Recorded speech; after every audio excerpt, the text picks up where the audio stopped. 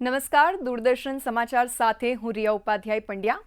આજના બુલેટિનમાં આપણે જોઈશું વડાપ્રધાન નરેન્દ્ર મોદી હાલ પૂર્વોત્તર રાજ્યના પ્રવાસે છે અને અનેક વિકાસ કાર્યોની ભેટ આપવામાં આવી રહી છે. આ સાથે મુખ્યમંત્રી ભૂપેન્દ્ર પટેલના નેતૃત્વમાં સુશાસનના 4 વર્ષ પૂર્ણ થઈ રહ્યા છે. તેને લઈને આપણે વિગતો મેળવીશું. સાથે અનેક રાજ્યોમાં હાલ ભારે વરસાદની આગાહી થઈ રહી છે. કેટલાક વિસ્તારોમાં રેસ્ક્યુ ઓપરેશન પણ ચાલી રહ્યા છે. ત્યારે આ તમામની વિગતવાર માહિતી મેળવતા પહેલા એક નજર કરીશું મુખ્ય સમાચાર પર.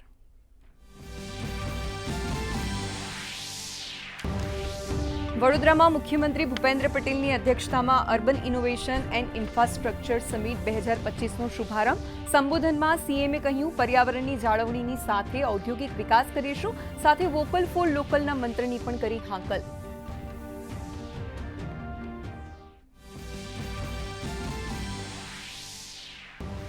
મુખ્યમંત્રી ભૂપેન્દ્ર પટેલના નેતૃત્વમાં રાજ્ય સરકારના સુશાસનના 4 વર્ષ પૂર્ણ. મુખ્યમંત્રીના નેતૃત્વમાં ગુજરાત સેમિકન્ડક્ટર હબ બનવાની દિશામાં અગ્રેસર. તો મુખ્યમંત્રીએ વિકાસના લાભ રાજ્યના જન સુધી પહોંચે તે કર્યું સુનિશ્ચિત.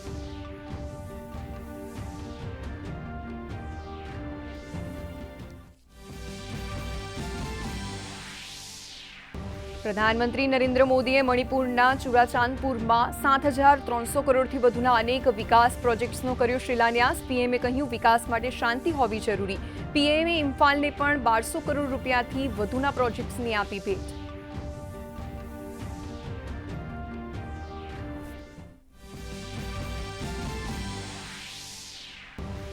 પ્રધાનમંત્રી નરેન્દ્ર મોદી આજથી 3 દિવસ પૂર્વોત્તરના પ્રવાસે. મિઝોરમમાં રેલવે લાઇનના ઉદ્ઘાટન સાથે 3 ટ્રેનોને બતાવી લીલી ઝંડી. મિઝોરમને 9,000 કરોડ રૂપિયાથી વધુની વિકાસ પરિયોજનાઓની આપી ભેટ. પીએમએ ગત સરકાર પર પૂર્વોત્તરની અનદેખી કરવાનો લગાવ્યો આરોપ.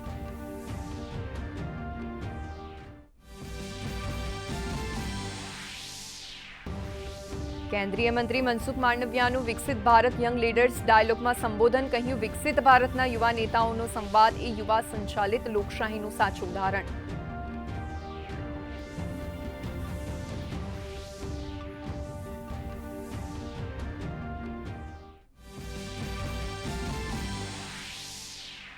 છત્તીસગઢના બીજાપુરમાં સુરક્ષા દળના જવાનો અને નક્સલીઓની અથડામણમાં 2 નક્સલી ઠાર. છેલ્લા 24 કલાકમાં સુરક્ષા દળોને મળી આ બીજી મોટી સફળતા.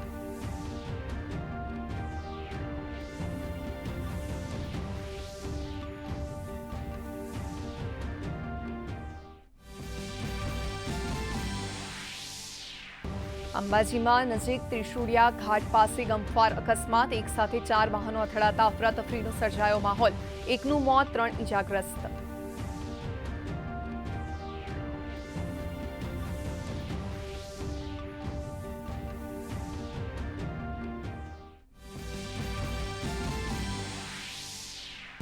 ઉત્તરાખંડના નૈનીતાલ અને બાગેશ્વર સહિત 11 જિલ્લાઓમાં ભારે વરસાદની આગાહી. આગામી 2 દિવસ સુધી જમ્મુ કાશ્મીર, લદ્દાખ, ઝારખંડ સહિત સિક્કિમમાં વરસાદની આગાહી. તો રાજસ્થાનના લાલોરમાં એનડીઆરએફએ 17 લોકોને કર્યા રેસ્ક્યુ. રાહત કીટનું પણ કર્યું વિતરણ.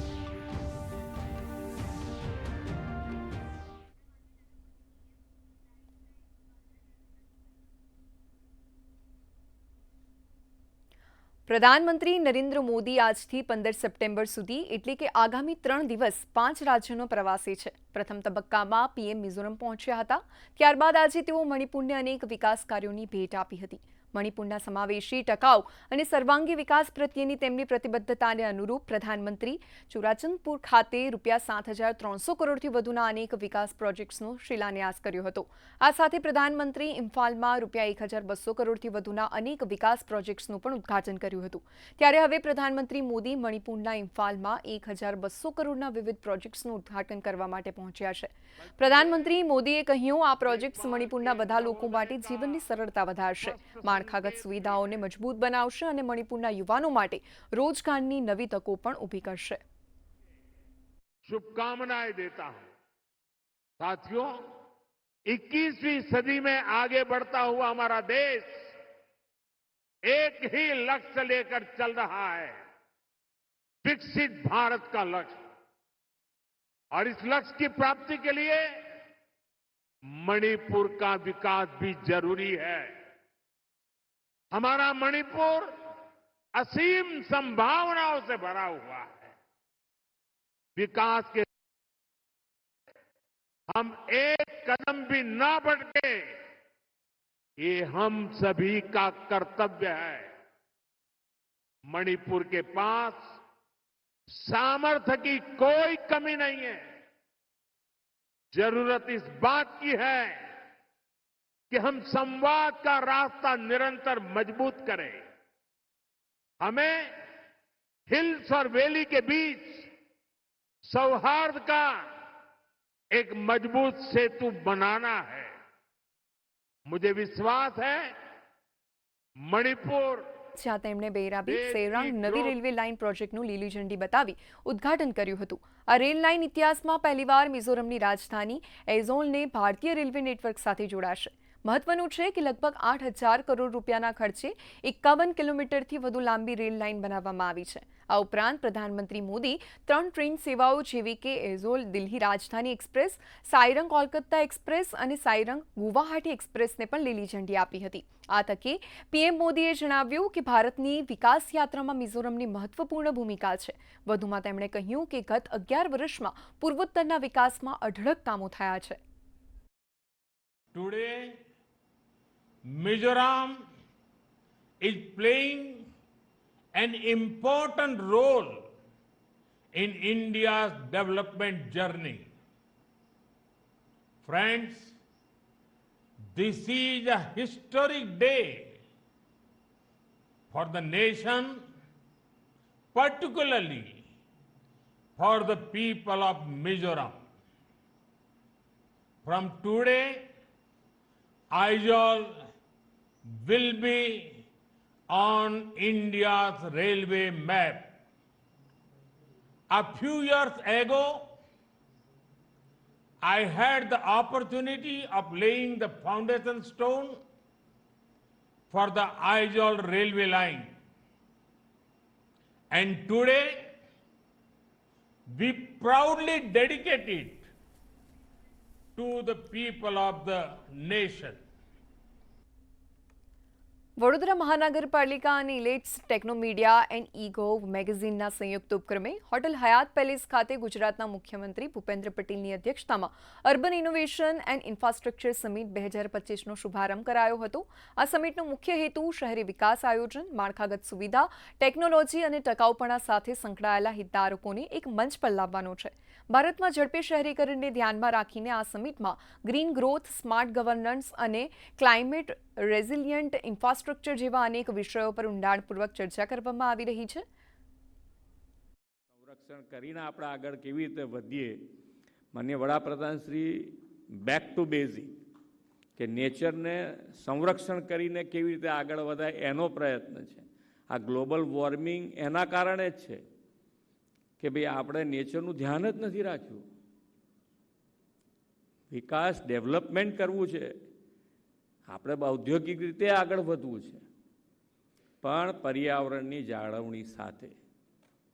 પર્યાવરણની જો જાળવણી નહીં રાખીએ તો ફરી પાછી એની જ ઉપાધિ કે ભાઈ કોવિડ વખતે બધાને ખબર પડી ગઈ કે ઓક્સિજનની શું વેલ્યુ છે. આ મંથનના આઉટકમ્સ તરીકે એક વ્હાઇટ પેપર તૈયાર કરવામાં આવશે, જે નીતિ આયોગ ભારત સરકાર તરીકે જે ગુજરાત રાજ્ય માટે ગ્રીટ કામ કરતો હોય છે, ગુજરાત ઇન્સ્ટિટ્યૂટ ફોર ટ્રાન્સફોર્મેશન, એમના સાથે સંકલન કરીને વડોદરાની વિકાસ ગાથા આવનારા દિવસોમાં કેવી રીતે હોવું જોઈએ એમના માટે એક રૂટમેપ તૈયાર કરવામાં આવશે. અને એના ભારત સરકાર અને રાજ્ય સરકારની મંજૂરી પછી જે પણ વિકાસ કામો કરવાનું હોય, પીપીપી પ્રોજેક્ટ્સ કરવાનું હોય, એના ઉપર આગળ કેવી રીતે દિશા આપવી એના ઉપર અમે મંથન કરવાના છે. મુખ્યમંત્રી ભૂપેન્દ્ર પટેલના બાળકો પ્રત્યેના પ્રેમ અને રુજુતાનું વડોદરાના નગરજનોએ ફરી દર્શન થયા હતા.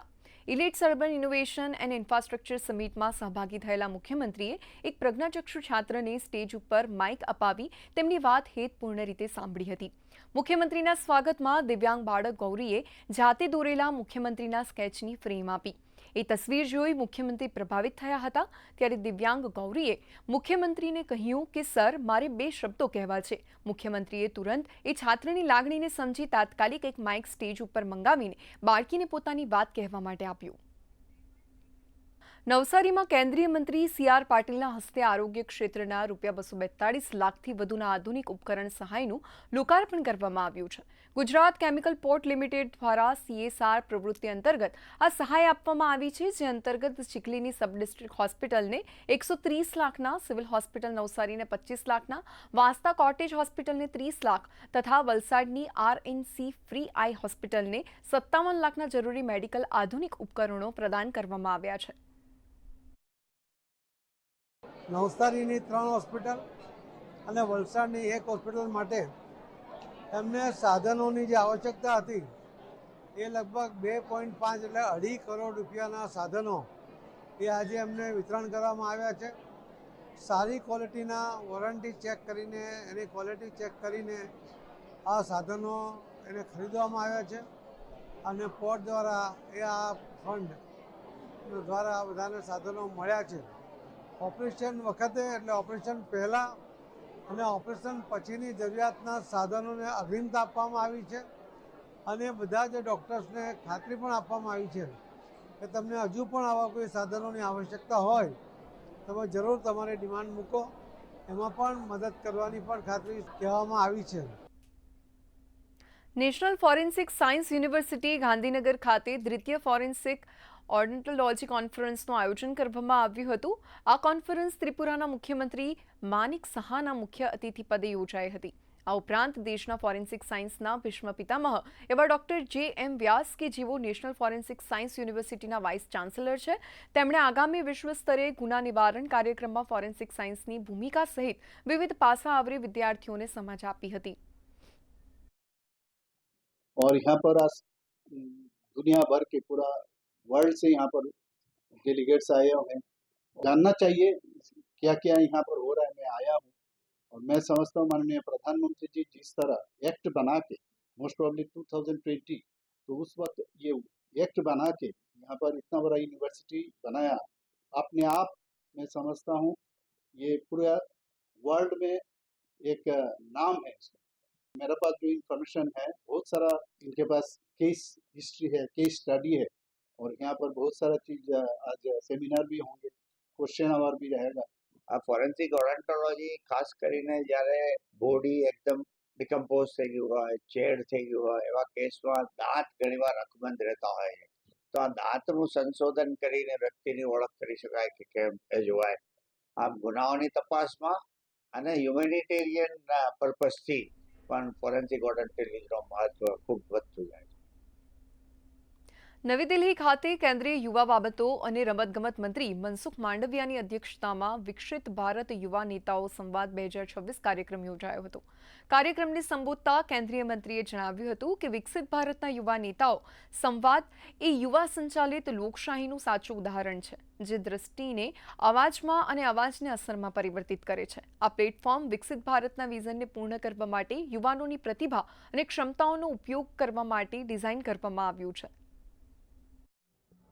क्विज कंपटीशन का आज से माय भारत प्लेटफॉर्म और माय गव पर प्रारंभ हो रहा है. देश के युवाओं को मेरा आग्रह है कि आप विकसित भारत यंग लीडर डायलॉग के लिए आयोजित क्विज कंपटीशन में भाग लीजिए और कंपटीशन जीत के प्रधानमंत्री जी के साथ विकसित भारत यंग लीडर डायलॉग के माध्यम से संवाद करिए. શુક્રવારે રાત્રે કર્ણાટકના હાસનમાં ગણેશ વિસર્જન દરમિયાન અકસ્માત થયો હતો, જેમાં એક અનિયંત્રિત ટ્રક્ટર શોભાયાત્રામાં ઘૂસી જતા 9 લોકોના મૃત્યુ થયા હતા, જ્યારે 28થી વધુ લોકો ગંભીર રીતે ઘાયલ થયા હતા. મૃતકોમાં 3 એન્જિનિયરિંગ વિદ્યાર્થીઓના પણ સમાવેશ થાય છે. આ ઘટના અંગે પ્રધાનમંત્રી નરેન્દ્ર મોદીએ દુઃખ વ્યક્ત કર્યું હતું. પીએમ કાર્યાલયના સોશિયલ હેન્ડલ એક્સ પર પીએમ મોદીએ પ્રધાનમંત્રી નેશનલ રિલીફ ફંડ તરફથી મૃતકોના પરિવારજનોને 2 લાખ અને ઘાયલોને 50,000 રૂપિયાની સહાયની જાહેરાત કરી છે.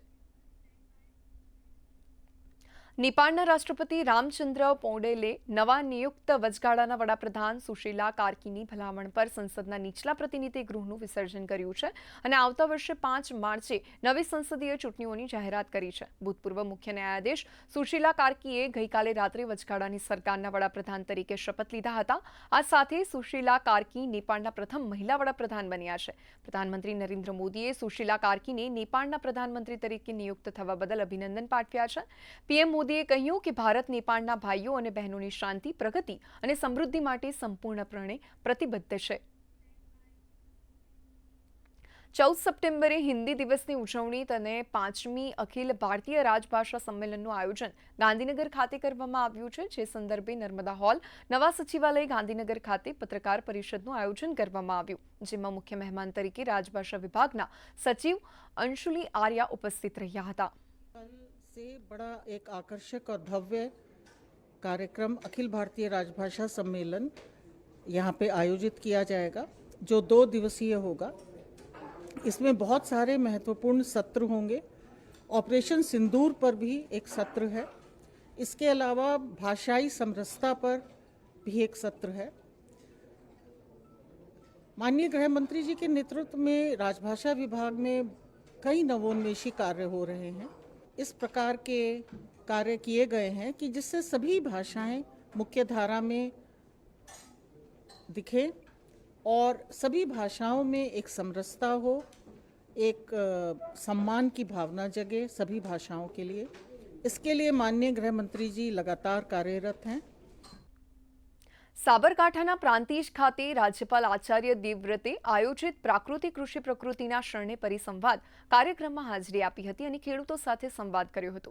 રાજ્યપાલે જિલ્લાના તમામ ખેડૂતો પ્રાકૃતિક કૃષિ અપનાવતા થાય તે દિશામાં કાર્ય કરવાની હિમાયત કરી હતી. આ સાથે રાજ્યપાલે વદરાડ સ્થિત સેન્ટર ઓફ એક્સલન્સ ફોર વેજીટેબલ્સના પંચસ્તરીય મોડેલ ફાર્મની મુલાકાત કરીને પ્લાન્ટેશન અંગે વિગતવાર જાણકારી મેળવી, જ્યાં વદરાડ ગામમાં સ્વચ્છતા હાથ ધરી હતી અને સ્વચ્છતાના સંદેશ સાથે સ્વચ્છતાને સંસ્કાર બનાવવાની અપીલ કરી હતી. તથા જૂના બાકરપુર ગામના ગ્રામજનો સાથે રાત્રિ સભા યોજી પ્રાકૃતિક ખેતીના ફાયદા વર્ણવ્યા. ગ્રામજનોને પ્રાકૃતિક કૃષિ અપનાવી અન્યોને પણ પ્રેરણા પૂરી પાડવાનું આહવાન કર્યું હતું.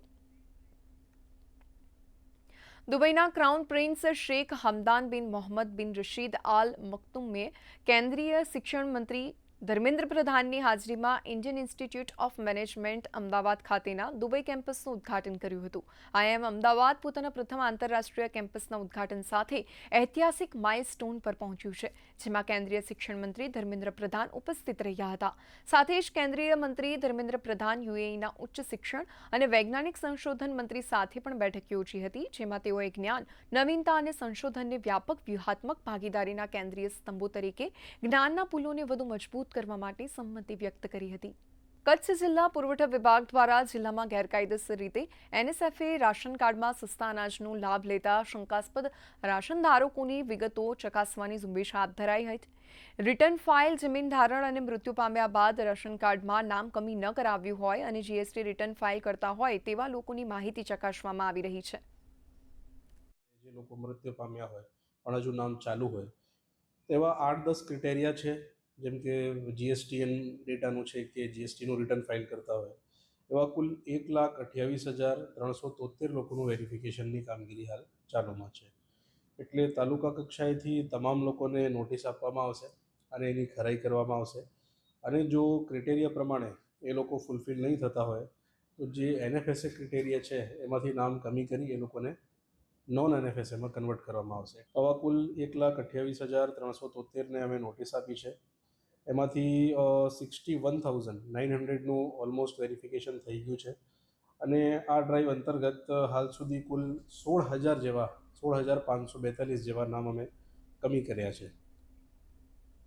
અમરેલી એલસીબી પોલીસે છેતરપિંડી અને વિશ્વાસઘાતના નામે 25 વર્ષથી નાસ્તા ફરતા આરોપીને ઝડપી પાડ્યો છે. અમરેલી એલસીબી ટીમે ચોક્કસ બાતમીના આધારે આરોપીને મહારાષ્ટ્ર રાજ્યમાંથી ઝડપી કાયદેસરની કાર્યવાહી હાથ ધરી છે.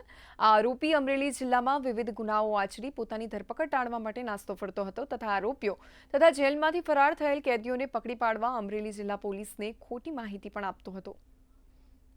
પોલીસ સ્ટેશનના 25 વર્ષથી નાસ્તા ફરતા આરોપી કે જેનો ગુનો 2000માં અમરેલી તાલુકા પોલીસ સ્ટેશનમાં દાખલ થયેલ એવા હરજી ઉર્ફે પંકજ ઉર્ફે ભરત ગંગારામભાઈ મિસ્ત્રી કે જે મૂળ આણંદના છે અને અમરેલીમાં જે તે ટાઈમે ફરિયાદી માધાભાઈ મંજીભાઈ દેસાઈ કે એમની ગાડી વિશ્વાસમાં લઈ અને પછી પરત ન કરતા એમના વિરુદ્ધ છેતરપિંડી વિશ્વાસઘાતનો ગુનો દાખલ કરેલ. ત્યારબાદ ગાડી બિનવારસી હાલતમાં મળી આવેલ જે મૂળ માલિકને પરત પણ થઈ ગઈ, પણ આરોપી અત્યાર સુધી નાસ્તા ફરતા હોય તેને પકડવા માટે અવારનવાર પ્રયત્નો કરવામાં આવતા હતા. સ્પષ્ટ બાતમી હકીકત મળતા હાલમાં આટલા 25 વર્ષ જૂના આરોપી કે જેમને એલસીબી ટીમ દ્વારા પકડવામાં આવેલ છે અને આગળ તપાસ કાર્યવાહી ચાલુ છે. આવતીકાલે રેવન્યુ તલાટીની પરીક્ષા યોજાવા જઈ રહી છે, ત્યારે જૂનાગઢમાં પરીક્ષા આપવા આવતા તથા વતન પરત જતા ઉમેદવારો માટે જૂનાગઢ એસટી વિભાગ દ્વારા એક્સ્ટ્રા બસોનું સંચાલન કરવામાં આવશે. જૂનાગઢથી રાજકોટ, પોરબંદર, વેરાવળ, અમરેલી વગેરે નજીકના જિલ્લાઓ તથા તાલુકાઓ માટે અલગ અલગ 40થી પણ વધારે બસો મૂકવાનું આયોજન કર્યું છે. ડેપો મેનેજર વીએમ મકવાણાએ જણાવ્યું કે ઉમેદવારોને પરત જવામાં એસટીમાં વધારે મુસાફરોનો ધસારો થઈ શકે તેવી શક્યતા બની શકે, માટે એક્સ્ટ્રા રિઝર્વ બસો પણ રાખવામાં આવી છે. જૂનાગઢ વિભાગના અલગ અલગ ડેપોમાંથી પણ જે વિદ્યાર્થીઓ પરીક્ષાર્થીઓ જે છે ને જૂનાગઢ આવવા માટે અલગ અલગ અમારા જે 9 ડેપો છે 9 ડેપોમાંથી એક્સ્ટ્રા બસોની વ્યવસ્થા કરવામાં આવેલી છે. તેમજ જૂનાગઢ જિલ્લામાંથી જે અન્ય જિલ્લામાં જવા માટે જે છે રાજકોટ ને પોરબંદર બાજુ જવા માટે પણ જૂનાગઢ ડેપો દ્વારા પણ એક્સ્ટ્રા બસની વ્યવસ્થા કરવામાં આવેલી છે. તેમજ વિદ્યાર્થીઓ પોતાની રીતે સવારે પરીક્ષા આપવા માટે તો પહોંચી જાય, પણ સાંજે જ્યારે પરીક્ષા પૈતા પછી મોસ્ટ ઓફ જે છે કે એસટીનો આગ્રહ હતો એના માટે પણ અમારા જૂનાગઢ વિભાગ દ્વારા એના માટે પૂરતી વ્યવસ્થા કરવામાં આવી છે. જૂનાગઢ વિભાગ દ્વારા અલગ અલગ ડેપોમાંથી એક્સ્ટ્રા બસો પણ મગાવવામાં આવી છે, જેથી કરીને રાતે સાંજના ટાઈમે જ્યારે પરીક્ષાર્થીઓ છૂટે ત્યારે કોઈ બંચિંગ ન થાય અને બીજો કોઈ વાપો ન થાય અને વિદ્યાર્થીઓને જે પરીક્ષાર્થીઓને જેની સગવડતા સચવાય અને સમયસર બધા પરીક્ષા શાંતિપૂર્ણ માહોલમાં પૂર્ણ કરી અને પોતાના ઘરે જઈ શકે. કેન્દ્ર શાસિત પ્રદેશ દમણમાં રાષ્ટ્રીય લોક અદાલતનું આયોજન કરવામાં આવ્યું હતું. આ રાષ્ટ્રીય લોક અદાલતમાં bank recovery, pre litigation, civil કેસો, ચેક બાઉન્સ તેમજ ટ્રાફિક નિયમોના ભંગના કેસો સહિત અનેક મુદ્દાઓનું નિરાકરણ લાવવામાં આવ્યું હતું. કોર્ટ પરિસરમાં યોજાયેલી આ લોક અદાલતમાં પ્રિન્સિપલ ડિસ્ટ્રિક્ટ અને સેશન જજ રાજેશ તિવારી, સિવિલ જજ પ્રણીતા ભરસાકડે વાઘ તેમજ જેએમએફસી જજ ओमकार कुलकर्णी उपस्थित રહ્યા હતા. जैसे कि लोगों को कोर्ट में आने जाने के लिए जो टाइम में वेस्ट होता है, पैसा और उनकी जो हैरेसमेंट होती है वो कम करना और लोक न्यायालय के माध्यम से दोनों पक्षकारों के बीच में जो समझौता होता है उससे दोनों का ही समाधान हो जाता है. 33 मैटर्स सुलझाए गए हैं और उनकी जो अमाउंट है सेटलमेंट अमाउंट वो 63,54,238 इतनी है.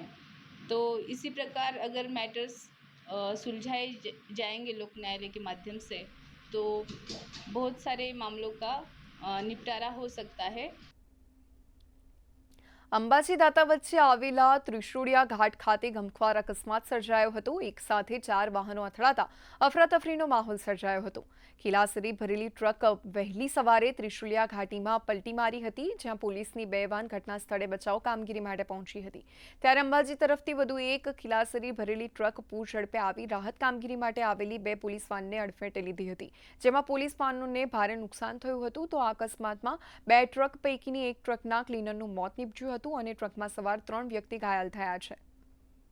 જે છે એ બંનેમાં લોખંડ ભરેલો હતો અને એક ટ્રક વહેલી સવારે જે પલટી મારી હતી અને તેમાં ફસાયેલા વ્યક્તિને બહાર કાઢવાનો પોલીસે પ્રયાસ કરી રહી હતી અને પોલીસની જે 2 વાન છે એ રોડ ઉપર ઉભેલી હતી, ત્યારે તેટલામાં પાછળથી આવી રહેલી વધુ એક ટ્રક લોખંડ ભરેલી આ બંને પોલીસ ડિપાર્ટમેન્ટની વાહનોને બંનેને ટક્કર મારતા આ ગમખ્વાર અકસ્માત બન્યો છે. અને આ સમગ્ર ઘટનામાં જે છે એક જણાનું મોત થયું છે, જ્યારે અન્ય એક લોકને જે છે રિફર કરવામાં આવ્યો છે. આ રીતે કહી શકાય છે કે આ ત્રિશુળિયા ઘાટમાં વારંવાર આ જ રીતે અકસ્માત. ભારતના લોકલાડીલા પ્રધાનમંત્રી નરેન્દ્ર મોદીના જન્મદિવસની ઉજવણી આગામી 17 સપ્ટેમ્બરના રોજ થશે. આ નિમિત્તે વડનગરના તેમના બાળપણથી માંડીને તેઓ ભારતના યશસ્વી પ્રધાનમંત્રી બન્યા ત્યાં સુધીની તેમની સફળ યાત્રાને વણી લેતો ખાસ કાર્યક્રમ ડીડી ગિરનાર અને DD news Gujarati YouTube channel પર નિહાળી શકશો. કાર્યક્રમ ગુજરાતની ધરાનો ધબકાર નરેન્દ્ર મોદી તારીખ 17 સપ્ટેમ્બર સાંજે 37 કલાકે.